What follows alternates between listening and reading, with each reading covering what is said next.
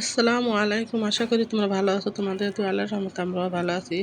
আজকে ব্লগটা শুরু করলাম। সকাল থেকে তোমাদের ভাইয়া দেখো নাস্তা নিয়ে আসলো। আর এই যে কলই শাক, পুরো অনেক সাধনার পর কলিক শাক পেয়েছি। এই যে আমার হ্যাপিন হ্যান্ড কলিক শাকগুলো কেটে নিতেছে।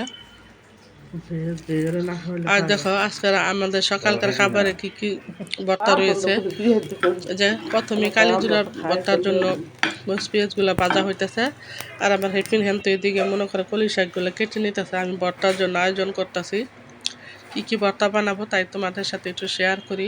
আর কলি শাক কার কার পছন্দ পুরো কমেন্টস করে বলবা। যে এবার এটা হলো ছুরি শুটকি, পুরা ছুরি শুটকি দুপুরের জন্য মনে করো ভাত দিয়ে খাবো। আর এই যে কালিজিরা ভর্তা, চেপা ভর্তা, মরিচ বাটা, এই যে ছুরি শুটকিটা পুরো যে রান্না করা হইতেছে। পেঁয়াজের সাথে শুটকিটা একসাথে ভেজে নেওয়া হইতেছে। এমনি ওটাইলা লইছি। রান্না বসানোর কি দেখাবো পুরা ভিডিওটা অনেক বড় হয়ে যাবে, এই কারণে পুরা দেখাইতে পারলাম না। যে আমার ছুরি শুটকি বুনাটা হয়ে গেছে।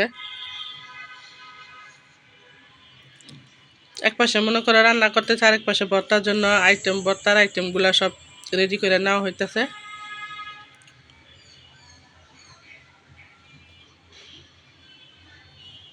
আর যে দেখো ইলিশ মাছ ভাজা আছে, কারণ জামাই তো বাড়িতে আসছে। আমরা বিয়ে খাইলে কি হবে, বালাপুরা তো রানতেই হবে জামার জন্য। জামাই বলতেছে আম্মু আমি যাবো না বিয়ে খাইতে। এই যে দেখো ইলিশ মাছ ভাজা।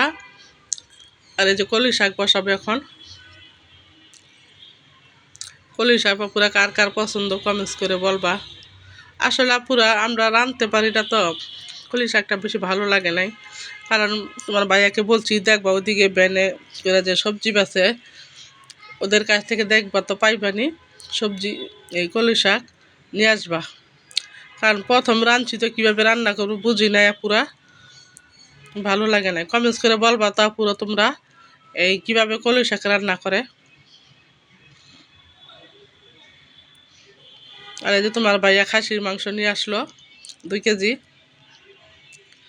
কারণ জামাই বাসায় আছে, আমরা বিয়া খাইলে কি হবে পুরা, জামার জন্য তো রান্না করতে হবে। এই যে কলি শাক, খাসির মাংস, ইলিশ মাছ ভাজা।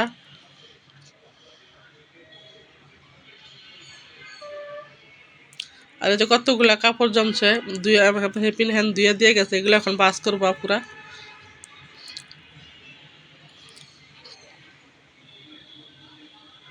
এই যে খাসির মাংসটা যে বাসায় দেওয়া হয়েছে।